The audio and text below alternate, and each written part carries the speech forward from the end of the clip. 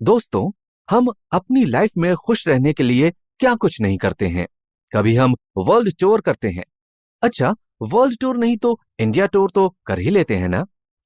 इसके अलावा हम अमेज़न और फ्लिपकार्ट में डिस्काउंट मिलने पर बहुत सारी शॉपिंग करते हैं। आजकल तो हम इंस्टाग्राम में रील्स बनाकर उसमें मिलने वाले लाइक्स और कमेंट्स को देखकर ही खुश हो जाते हैं।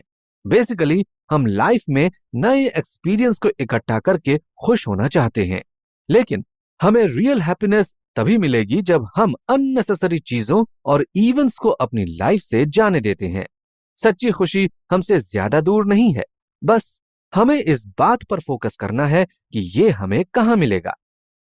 शैरन बताती हैं कि जब उन्होंने इनसाइट मेडिटेशन सोसाइटी की शुरुआत की थी तो उनके पास मेडिटेशन रिट्रीट करने के लिए जगह नहीं होती थी। ऐसे में उन्हें रेंट पर कोई जगह लेनी पड़ती थी। उनकी पहली जगह एक चर्च थी। उस चर्च को मेडिटेशन हॉल बनाने के लिए वहां लगे सभी लंबी चेयर्स को निकालकर उन्हें एक बड़े से रूम में डाल दिया गया, जिससे सभी लोग आराम से जमीन में बैठकर मेडिटेशन कर सकें। वहां लोगों को रुकना भी था, इसलिए जगह की कमी होने की वजह से एक प्रतिभागी को उस बड़े रूम के कोने में सोना पड़ता था। इस तरह से सोने की वजह से उसकी पूरी बॉडी में पेन होता था और वो ठीक से मेडिटेशन भी नहीं कर पाता था। वो पूरी मोनेस्ट्री में एक अच्छे चेयर की तलाश कर रहा था जिसमें बैठकर वो बिना अनकंफर्टेबल हुए मेडिटेशन कर सके। उसने अपने रूम में मौजूद बड़े चेयर को ही कुछ इस तरह से डिजाइन किया कि वो उसके मेडिटेशन करने के लिए एक परफेक्ट चेयर बन गई। वो बहुत खुश था।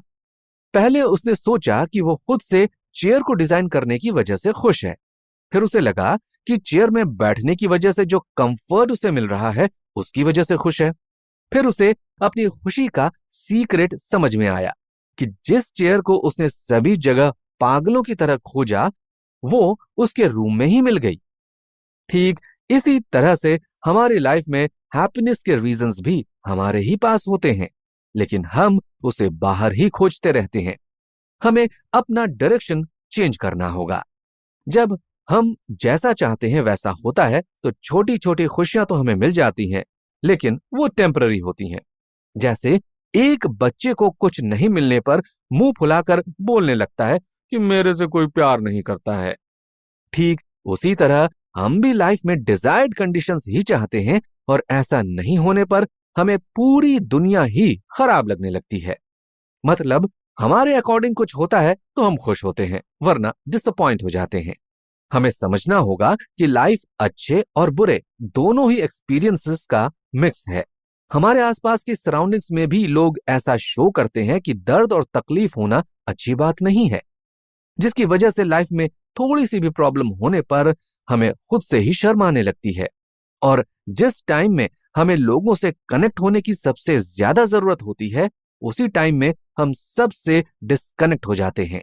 आपने कभी नोटिस किया है कि जब भी हमारी लाइफ में सब कुछ अच्छा चल रहा होता है और हम खुश होते हैं तो हम उस सिचुएशन को प्रोटेक्ट करने की कोशिश करते हैं ताकि हम हमेशा ही ऐसे रह सकें।